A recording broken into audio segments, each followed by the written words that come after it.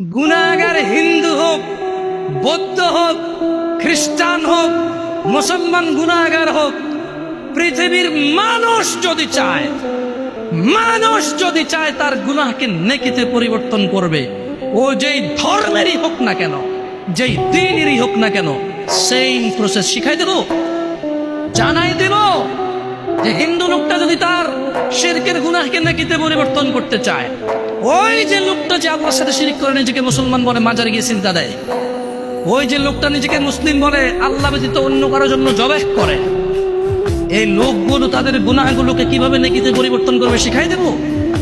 ইল্লা মান তাব, এ হলো মানুষ, এ হলো কি মানুষ, ওর ধর্ম যেটাই হোক।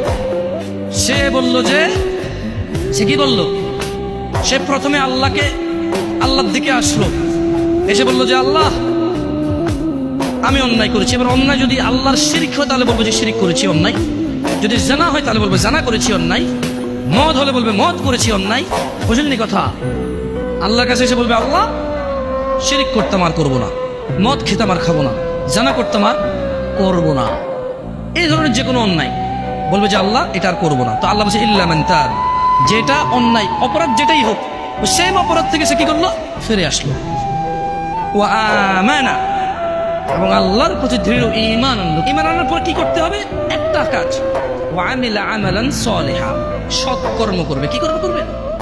অপরাধ যা করছে তো করে ফেলছে, এখন সৎকর্ম করবে। আল্লাহ বলছে যে তাইলে যদি তওবা করে, ঈমান আনে, ভালো কাজ করে, পিছের সব খারাপ কাজ নেকি হয়ে যাবে।